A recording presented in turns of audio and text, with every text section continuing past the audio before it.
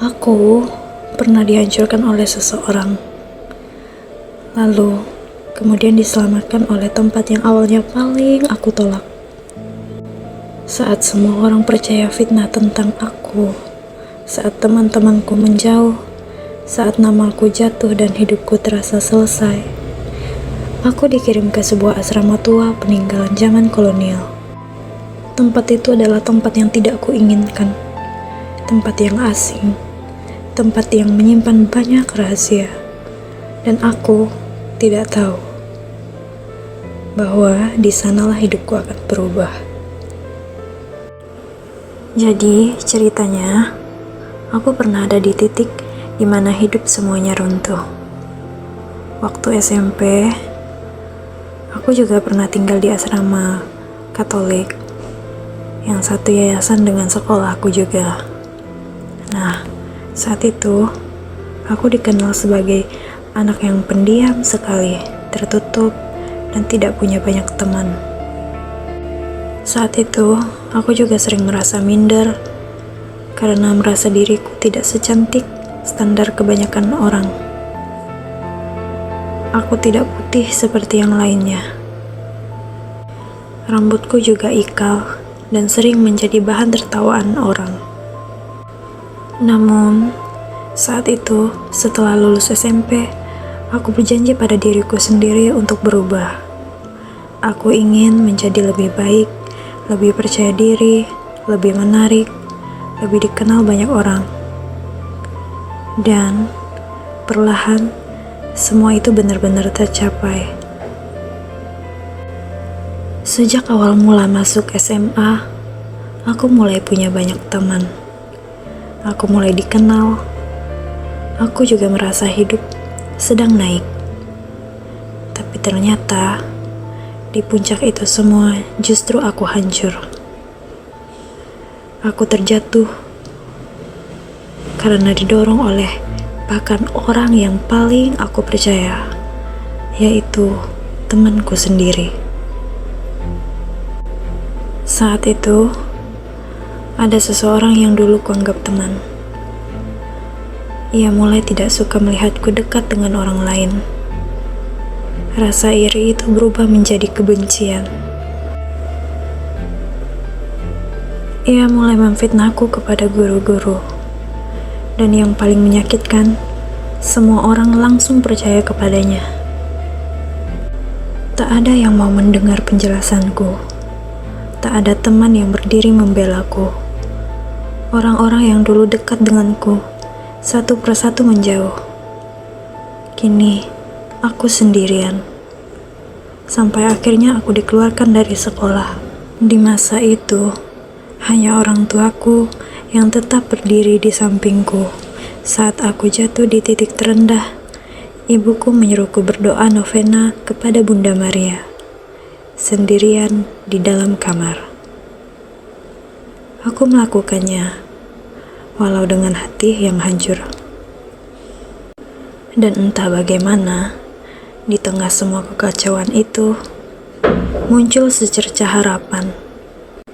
Ketika hampir masuk kelas 3 SMA, banyak sekolah sulit menerimaku karena status pindahan dan masalah-masa laluku. Tapi, ada satu sekolah yang mau membuka pintu. Sekolah itu dikelola oleh pastor asal Eropa. Satu kawasan dengan asrama Katolik di kota yang lain, sebut saja namanya kota P. Bahkan, asramanya yang biasanya tidak menerima murid pindahan tetap menerimaku. Saat itu, aku merasa seperti ada tangan yang sedang menolongku. Aku pun memulai hidup baru. Tapi jujur saja, aku menolak semuanya. Aku menolak lingkungan baru itu, menolak sekolahnya, menolak asramanya, juga menolak orang-orang di dalamnya. Hatiku masih tertinggal di masa lalu, masih mengingat masa ketika aku populer. Saat punya banyak teman, saat semuanya terasa indah. Namun anehnya, meski hatiku menolak, tempat itu justru memberiku ketenangan. Aku bisa tidur nyenyak di sana. aku bisa makan dengan enak. Aku bisa mulai jadi diriku sendiri lagi. Teman-teman asrama pun tidak pernah menghakimiku. Mereka juga tidak peduli tentang masa laluku. Mereka merangkulku perlahan. Dan di sekolah itu, aku bertemu seseorang yang mengubah pandanganku tentang pertemanan. Seorang gadis cantik dan populer mendatangiku. Tanpa ragu, ia mengajakku berteman. Awalnya kupikir kami hanya akan dekat di sekolah, tapi ternyata tidak. Ia datang menjengukku ke asrama, menemaniku saat aku merasa kosong. Bahkan saat ulang tahunku yang ke-17, ia rela datang hujan-hujanan hanya untuk memberiku kejutan. Sejak saat itu, pintu hatiku mulai terbuka lagi. Aku mulai percaya bahwa tidak semua orang akan meninggalkanku. Namun, setelah hidupku mulai membaik, kejadian-kejadian aneh mulai datang. Suatu hari, saat berjalan di lorong lantai 2 asrama tua bergaya kolonial Belanda itu, aku tiba-tiba merasa pernah berada di tempat seperti itu sebelumnya. Padahal, aku tahu aku belum pernah. Tapi perasaan itu terus mengganggu. Sampai akhirnya, suatu hari, sekolah mengadakan latihan kor di gereja. Aku duduk di barisan ketiga paling kiri. Dan dari sana, aku bisa melihat seluruh ruangan. Lalu mataku tertuju ke satu sudut gereja yang biasanya tetap tertutup tirai. Hari itu tirainya terbuka, dan di sana ada sebuah lukisan wajah Yesus dengan mahkota duri. Saat melihat lukisan itu, air mataku langsung jatuh. Tanpa alasan, tanpa bisa aku tahan. Dalam sekejap, potongan ingatan lama muncul begitu saja. Aku seperti kembali menjadi anak kecil. Aku berlari di dalam kapel kayu tua yang berwarna gelap. Aku memakai celana pendek coklat dan kemeja putih kusam. Ada seorang wanita berpakaian hitam duduk di bangku gereja. Ada seorang pria Eropa mengejarku sambil tertawa. Lalu aku berdiri di depan lukisan Yesus itu. Dan dari pantulan kacanya, aku melihat wajah seorang anak laki-laki Eropa bermata biru dan berambut pirang. Aku tahu wajah itu. Itu wajah yang pernah kulihat di dalam mimpiku saat kecil. Saat aku hampir meninggal karena sesak napas. Setelah latihan selesai, aku langsung menelpon ibuku. Aku bertanya, apakah dulu kami pernah pergi ke gereja kayu tua? Pernah melihat lukisan seperti itu? Ibuku menjawab tidak pernah. Sepanjang hidupku, kami hanya datang ke gereja bangunan semen dan beton. Tidak pernah ke kapel kayu tua. Tapi ibuku masih ingat. Saat kecil dulu, setelah aku sadar dari sakit parahku, aku pernah menceritakan mimpi tentang kapel kayu tua dan lukisan Yesus itu. Dan sekarang, lukisan yang sama benar-benar ada di hadapanku. Namun yang membuatku heran, sejak hari itu, kejadian-kejadian aneh mulai sering terjadi di asrama tempatku tinggal, juga di sekolahnya. Seperti pada suatu hari, ada suster yang melihat sosok wanita yang berdiri di dekat lukisan saat misa malam. Kemudian, ada salah seorang pembina asrama yang melihat sosok perempuan yang sama melayang di atas gedung belajar asrama kami. Selain itu, saat kami hendak tidur, sang pembina juga sempat mendengar suara tangisan seorang wanita di tangga darurat gedung tua, yang mana tangga itu tidak pernah dibuka.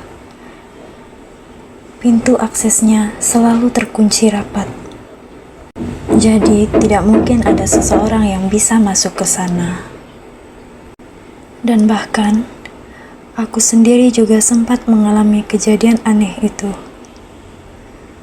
Jadi pada suatu siang, saat aku dan temanku mencoba tidur siang di gedung tua asrama itu, gedung itu kosong, tidak ada siapa-siapa. Bahkan tidak ada satupun anak asrama selain kami berdua yang mau tidur siang di sana. Saat itu, belum sempat kami terlelap, tiba-tiba terdengar suara langkah kaki dari tangga darurat yang sama yang pernah didengar oleh pembina kami sebelumnya. Padahal, pintu bawah tangga menuju tangga itu masih digembok dan tidak pernah dibuka. Kami saling menatap, lalu tanpa bicara apapun, kami berdua langsung pergi dari sana begitu saja. Dan sejak saat itu, kami berdua tidak pernah lagi mau tidur siang di gedung tua itu. Tapi, hal yang membuatku lebih heran lagi adalah mengapa sejak aku mengingat kejadian itu, hal-hal aneh tiba-tiba muncul satu persatu begitu saja, padahal sebelumnya sama sekali tidak. Meski menurut anak-anak asrama yang lain, gedung tua, asrama, sekolah maupun gereja itu memang sudah ada penunggunya dari dulu.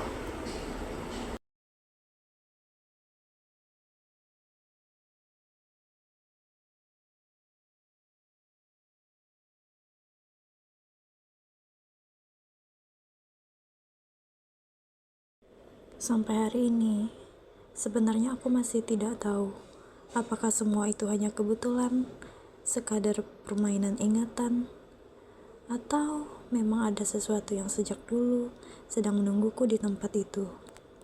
Yang aku tahu, aku datang ke sana sebagai seorang yang hancur, lalu pulang sebagai seseorang yang jauh lebih kuat. Aku memang kehilangan banyak hal di masa lalu.